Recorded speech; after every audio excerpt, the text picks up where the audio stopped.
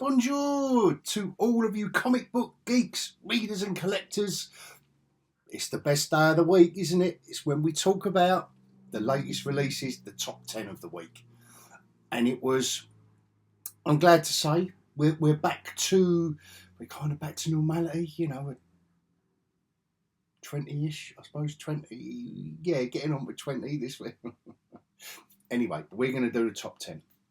And out of that top 10, I'm going to do a deep dive on my top 5. And this week, I have got a whinge. I can't contain myself. I've got to have a whinge, man. I think every week you do have your odd bod, don't you? The one that you think, oh, that was a bit disappointing, or that story arc didn't end very well. I'm talking about a proper whinge. Yeah. So, yeah, I'll do the top 10 right at the end of the video, when it's all chapterised. The spoilers will be, if you're a regular, sorry, but I've got to get this out of the way if there's anyone new. And if you're new, welcome. If you're over here from Threads, welcome. I have many Threads friends that we're building up a really good band of brothers and sisters over there that just love their comics. So if they love their comics, I love them. So yeah, so if you're new, welcome. And right at the end of the video, we have a little bit of fun where we imagine that we only had pocket money for one comic and we are sneaking over to the spinner rack or the shelf at the drugstore or the newsagents, whichever side of the pond you're on, but we only had pocket money for one, and it's the covers that come at you like a tractor beam, and you've got to choose. You've got to choose. Anyway, and just no, I won't do that. Just sorry, I had a little moment then. Let's get on with it. I'll get this one out of the way. Yeah, it is in my top 5. Marvel, for now, are doing a good job. And that they're taking this comic represents the kind of a more light-hearted approach to the whole thing about being a mutant. And I didn't think I was going to like it until the way they ended it. And I thought, oh wow, you've really lulled me into a false sense of security here. And yeah, you've sucker punched. They did, that is a sucker punch of a comic, that. So yeah, I did enjoy that, and I mean, it's a good intro issue that is clear, concise, action packed, and funny. Yeah, it was a nice script, nice dialogue, and yeah, it just hits all the right notes, which is what this one does as well. Geiger, by now, if you're a follower of my channel, you do know these Ghost Machine books. All of them are absolutely superb, and this doesn't disappoint. I've done issue 1 of this. I don't know if I did I do a deep dive on it? Oh, apologies if I'm doing a deep dive on the second issue as well. This really upped the ante. Everything I love about Elric, the character, and Stormbringer, the sword, and the fact that it's a very, very dour, grim story, a character. That's why I love Elric. But it was in this issue too. I thought, oh, they nailed it. Artwork superb. We'll have a look at it, deep dive. And this is a cover. This is a cover now. I know we're saying cover of the week, but come on. Superman transformation. It is also beautiful artwork inside. Great story, kind of set back in the day, in the late 60s or 70s, wherever it's set. I think they just said in the last issue, the first part of the storyline, I think they just said back in the day, which was nice. They didn't kind of say 1972 Metropolis. I think they did anyway. I should have looked at the last. And book of the week, guys. If you read Blood Hunt, and I enjoyed Blood Hunt from Marvel with Pepe Larraz's artwork, I did enjoy it. I didn't buy. I'm already getting Doctor Strange, so I got that as a side book, and that was very, very good as well. Jed McKay. This makes Blood Hunt look like it's amateur hour, and it's in a similar vein. See what I did there? There are two storylines in a similar vein. I've been waiting to say that. Spoiled it now, and it was gratuitous. They're both storylines, right? They're both storylines in the same vein, but DC have handled it better, in my opinion. Book of the week, absolute. It's glorious. And what I really enjoyed about it was the breakneck pace of it all. It really just drops you in. I love it when you just get dropped in, and as the story unravels, you get to realise what's going on. They literally, like, you've got no idea what's going on. First couple of pages, like, what? Who's a vampire? What the hell? You know, that superhero's a vampire? What? But as it unravels, what a page turner. An absolutely awesome book of the week. So on to the other 5 of my top 10, just the also-rans. This one it's in my top 10 purely because I like the way they've done She-Hulk. As a what's the word I'm looking for? The way they tackled the subject of the Hulk and the banner bomb going off and things like that. I enjoyed it, but I've got to admit, this book's going to run out of steam pretty soon if they don't get on with it. But nevertheless, it is in my top 10 because, like I say, I did enjoy it. First chapter of this come to a really action-packed, grim ending.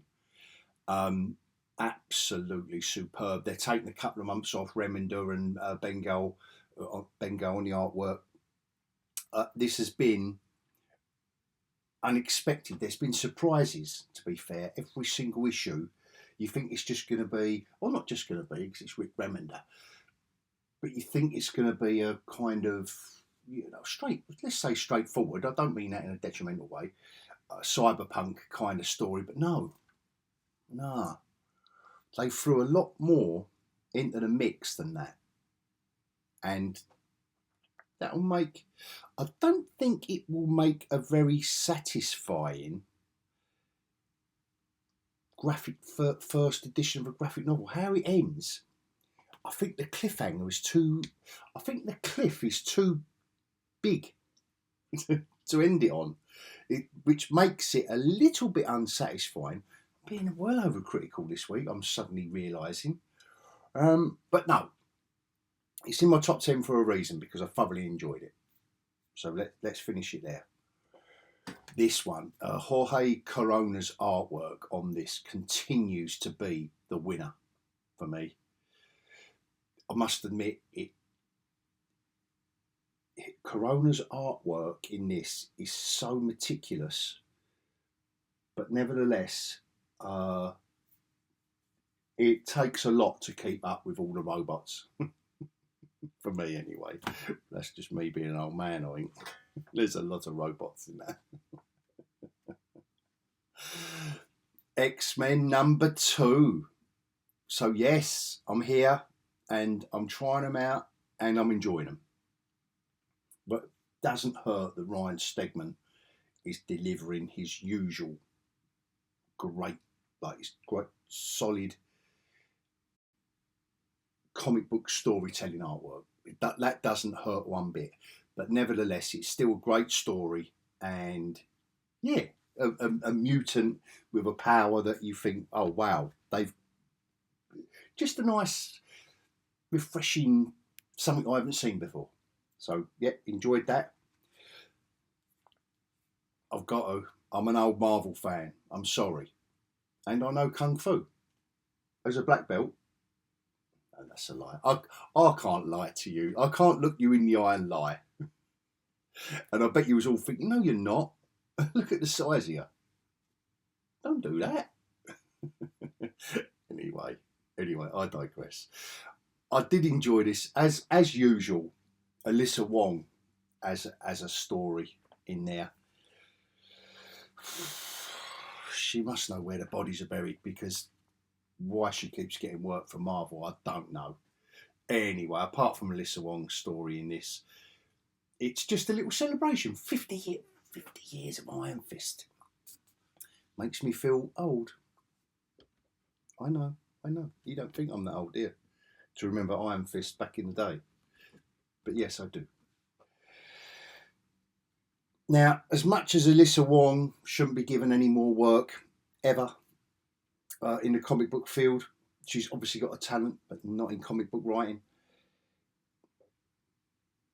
Within Marvel, this is my whinge of the week, by the way. Marvel's latest gimmick is to polybag comics because they're red band. Ooh, they're too violent. Ooh. What this issue did, and now my old mate Mandy eyes on. I don't know what. Listen, her link is in my page, whatever. We both agree that this is an abomination of a comic, because a glorious cover that you can see through the polybag, but the polybag prohibits you from looking inside, and the anticipation is increased, because you think, oh my God, this is going to be the most violent. This is going to be bloodletting on a new scale. It's not even that. And the artwork is, no, it's nothing you can't see anywhere. But they bagged it and I think it's just a cynical, wrapped in a lovely, beautiful cover, by the way, a beautifully painted cover by whoever. But no, and it's Jack Russell, it's Werewolf by Night, and no, they don't accomplish anything with this. They don't even get the character right, to be honest. It just isn't. It should be a bit. There should be a bit more of a gothic tone to Werewolf by Night. Should be a bit. Even Disney, and this hurts me to say. I mean, I can feel my throat constricting. Dismal Minus got it right with their Werewolf by Night TV show. They nailed it. They nailed the gothic element to the character, not just to the character, but the idea of a werewolf.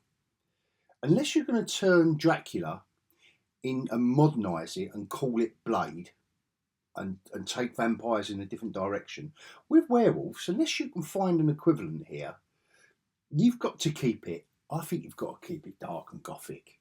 I really do. And it doesn't work. A cartoony, just a cartoony art style. And I'm not saying the artist is a bad artist, but just Sergio Davila. A decent artist, but just not suited to a werewolf by night. No, it's not horror. You look at those couple of anthologies that have come out recently, like the EC one and the Boom Studios one, where they get artists to suit the horror of the tales they are weaving. This one, no, that one doesn't do it. Avoid it. Werewolf by Night, and I will not be buying any more bagged comics from Marvel. No, that's it was outrageous. $4.99 for that, and no, it's come on, Marvel. No, come on. Anyway, if you would like to see a deep dive on my top 5, after the scroll, please join me. I would love to see you over there, the other side of the scroll. It will be where the spoilers lurk. So if you're buying your books monthly, or that's the kind of the talky bit, but it will be spoilers after the scroll. So I really don't want you to go, but if you don't want spoilers, it will be chapterized. And if anything, if you don't want spoilers, skip over all that and join me for cover of the week. Anyway, I'll see you after the scroll with the deep dive on my top 5.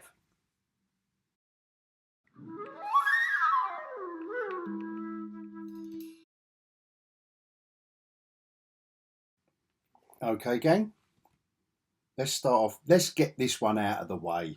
This is the one I know that you want to get out of your system. You want me to talk about and blah blah. From the Ashes. Overall, the From the Ashes stuff. Nice Greg Land cover. I think they're a hit. To be fair, I think these From the Ashes, and it sets out its stall straight away with a Svengali like character who's going to be managing the X Factor team. So let's all meet them, and they do it in a kind of a very modern. Let's be on the red carpet. Now I know before you roll your eyes and say, Hog, you are a hypocrite because I didn't like the Hellfire Gala stuff and all that. They use it. They are literally, have got their tongue in their cheek, and they are using it to great effect. Absolutely great effect. Even to this, I love this bit where obviously he's a shapeshifter, and they're all cheering that it's Beast. Beast has turned up, yay! Because all the X Factor are all the dreary, also ran mutants. and then when Hi Friends look, it's like, oh, I know that might be a cheap shot, but yeah, I just enjoyed it. And like I said in the intro, there is a sucker punch at the end of the comic. I know I said it's spoilers, but I won't spoil that for any of you. But anyway, they're set up, and this reminds me of Big Brother. It reminds me of all the silly kind of, and I know I'm a geeky old hog, so I do apologise in advance, but this just reminds me of all the crap Love Island, Big Brother reality shows that go on, and how excited this a certain generation gets from that, and how they're marketing X Factor. And in the middle of it all, we've thrown in Polaris, and I forget. He's deciding his fate. Forgive me, because I should really know. Anyway. He's one of the old school X-Men, and here they are. Look, in the gym, got the old what's it out, and they go on a mission. And all I will say is, it doesn't go very well. That's all I will have. Foom, I like that. Foom. Only old Marvel people will know why Foom is a thing. But overall, that is a hit. It makes me want to get issue 2, and full kudos to Mark Russell and Bob Quinn and Jesus Aburtov for delivering another decent X title. Like I say, those From the Ashes, the From the Ashes stuff is really it's really working. And now we move on to Geiger, and I know this is consistently, I don't know what went on with the colouring on this cover. It reminded me of old comics and the way they used to block print covers. I don't know what was going on here. I don't know if they had to block print that to get the what's it, but yeah, there was definitely something going on with the cover here. Nevertheless, this post-apocalyptic western, this is another comic, the same as X Factor, that really rocks along. What I do enjoy are, and I know it's not every comic you want to see that just romps along. You know, you do want to see your slow burns and your, you know, things like Six Fingers and the One Hand and all that kind of stuff. Yeah, you do want them, but also you want to see this. You want to see the villain literally demolish the hero. And it's giving him a flashback. He's being electrocuted. This guy's called the Electrician. And he's remembering, his little two-headed dog, bless him. Yeah. And it's all about, and again, it's just a fun read. Gary Frank's artwork is just, this is peak Gary Frank. And I'm enjoying it every step of the way. Jeff Johns is weaving a different style, a different tone of storyline on each of the Ghost Machine stories, and this is just a western. Look, this is just a western. So, yeah, look at, you know, just drink it in. And again, minimal dialogue. They've set it up. They had some words at the beginning. So now all we need is this. This is literally all we need. Just look at that. You can follow it panel by panel by panel. And that sequential art. I know I bore you regulars. Sorry if I am. And he's a maniacal. Look at this maniacal laugh.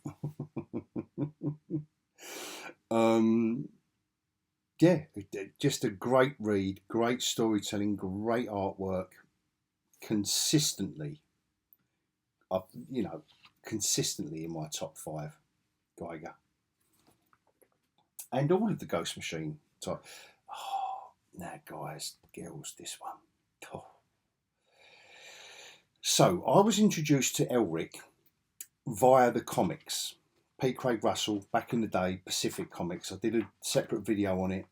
You know, go and check it out on my YouTube library. Do yourself a favour. And I fell in love with the character because, and I know anti-hero these days is a big thing. But back then, for me, I'd never read anything like it before. And Elric isn't really a very likeable character, like in and of himself. But he's haunted by the sword, Stormbringer, and this is how the artist manifests Stormbringer seductively, like the seducer that is his sword. This is the sword seducing him. He's standing there drinking wine or beer, whatever it is. And then this queen, you know, this new character comes along to seduce him physically. So mentally he's being seduced by the sword. Physically he's being seduced by the queen. And I absolutely loved every moment of it. It's dark. The artwork is glorious. The artwork suits it. We need to have a shout out for the artist. I don't know where the credits are going to be. Did I pass the credits? No, I didn't, did I? We'll get to that. We'll get to that. And then there's a jealous wizard that's spying on Elric and Queen Yashina, whatever her name is. And it's great fantasy storytelling.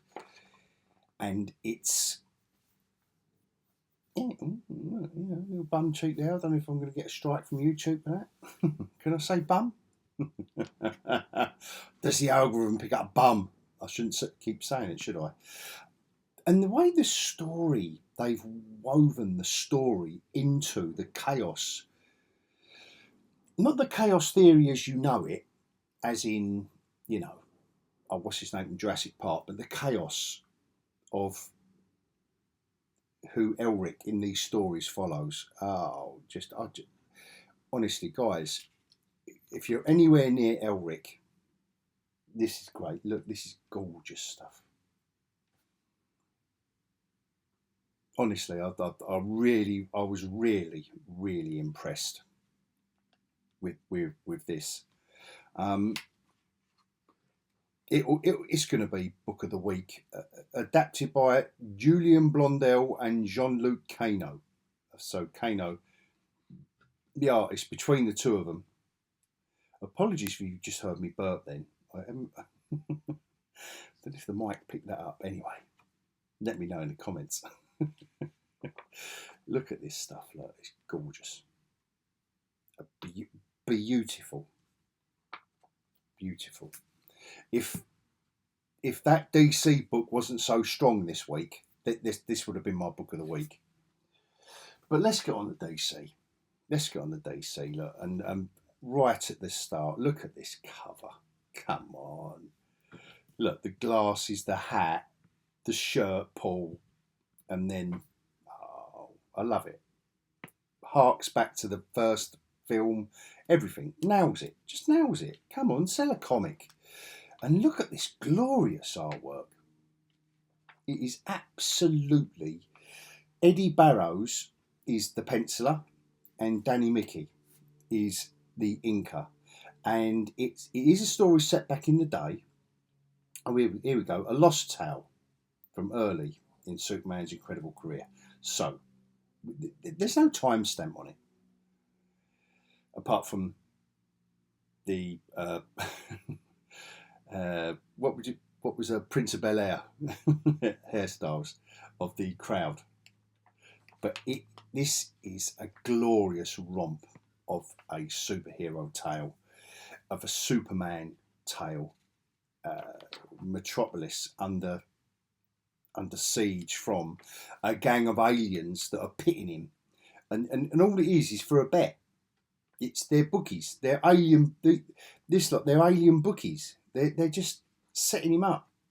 And I do like this take on Lois Lane, I've got to admit.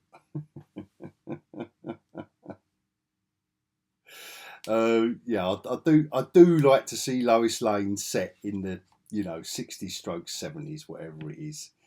Candor as you love. Look at this. It's just such glorious artwork.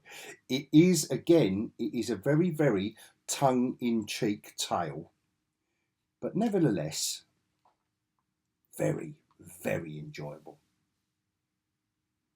Oh, she's looking a bit skinny there. I think she needs to put on a few pounds, to be fair. That's nothing to do with it, is it? No, Superman getting angry. Every now and again, he looks like Christopher Reeve as well in this. So, yeah, it's a great tale.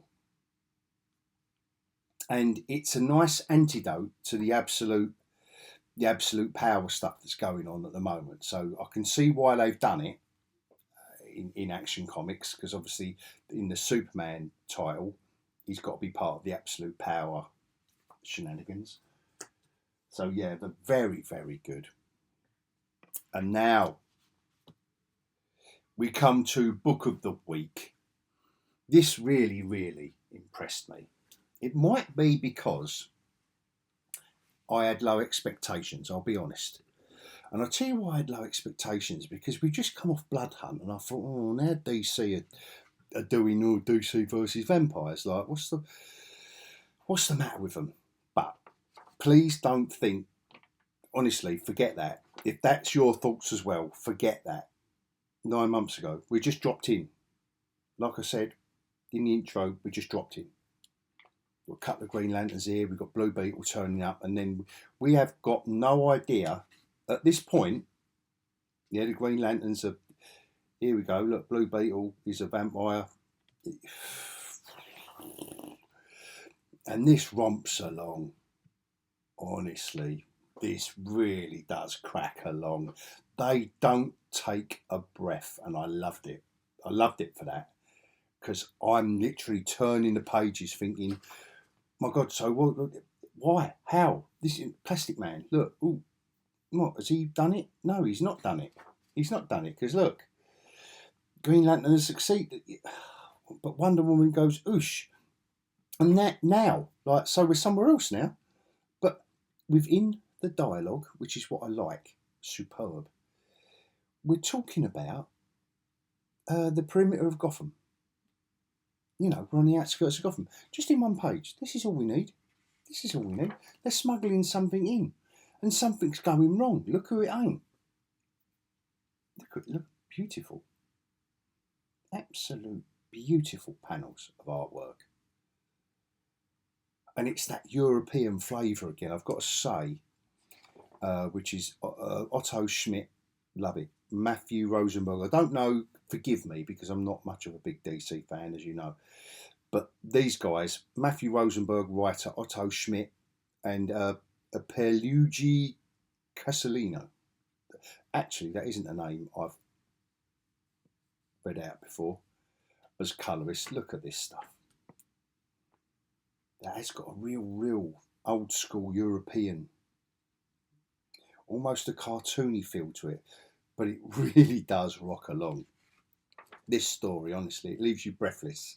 It actually leaves you breathless, and you've kind of got to flick back through it to realise what's going on. Yeah, absolutely stonking book of the week. And then God turns up in West Texas. Like, I don't know why, but we don't know. But I don't care yet, because this issue just romps along so quickly, and then it gets a bit wordy. But that's the balance. That's the balance of what we need. We need now a little bit, and all of this, Grodd turning up to talk to the humans that are left. This is where we need the backstory.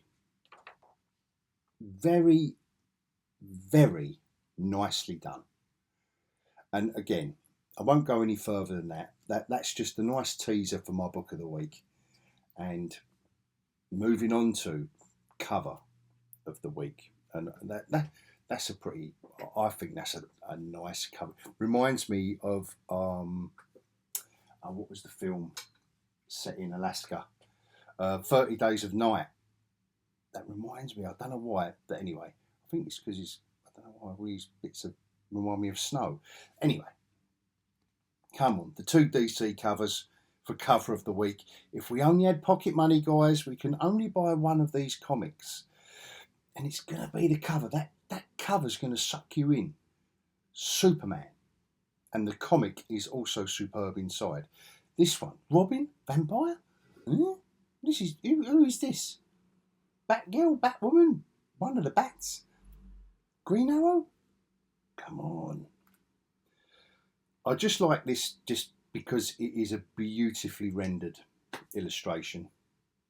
Doesn't really mean a lot. There's not a lot going on, but I just had to throw it in, just so forgive me for that one. Geiger, when someone's brewing up, his dog's dead. A bit like in John Wick, where they, the whole thing gets set off because they killed his dog. The X Factor one is interesting. It isn't going to be cover of the week, but I just thought I'd throw it in. That's more like it, to be fair. A little bit of action going on, aliens in the background, Iron Fist doing kung fu. Come on, can't beat a bit of that. Werewolf by night with the claws in the foreground, the eyes reflecting some light from somewhere. That is a beautiful cover, beautiful painting. And then, I know I didn't talk about this one, but I just thought this gave me some 300 vibes, the movie 300.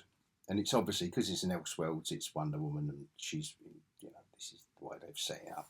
But I just thought that was pretty cool. I thought that was a cool cover. But static, there's a lot of static ones. That's not static, because look, he's doing different poses of kung fu, and he's got his fist glowing. So, the 2 Marvel ones, yeah, he's cuddling his dead dog, but, got to leave. We've got to, it's only 2 characters, isn't it? That is very static, and so is Elric. that's not static at all, because he's transforming from from Clark Kent to Superman against a speeding train. But have we not seen that before? Yeah, I think we have. So I'm sorry, I know that's harsh. I know it's harsh, but it's down to these three. And I've got that's beautiful, and I like the fact they've got the claw right in the forefront of the illustration. But guys, to put you out of your misery, this one, that's cover of the week as well. It's got it all going on. I'm sorry, it has. It's got Green Arrow firing arrows. It's got blood dripping from Batwoman's hand, and it's got Robin as a vampire, also backed up by loads of mummified vampires. It does everything it says on the tin. That would have been the one for me. That's my book. That's my book of the week and cover of the week. It gets the double award. And if you have followed me this far, guys, I thank you so much. I really do appreciate it if you're commenting, and please do let me know if you disagree. Don't just say, yeah, I agree. Just if you disagree, or there's books that I haven't reviewed or mentioned that you enjoy, please let me know in the comments. I love getting in it with all you lot. But until next time, I will bid you all adios.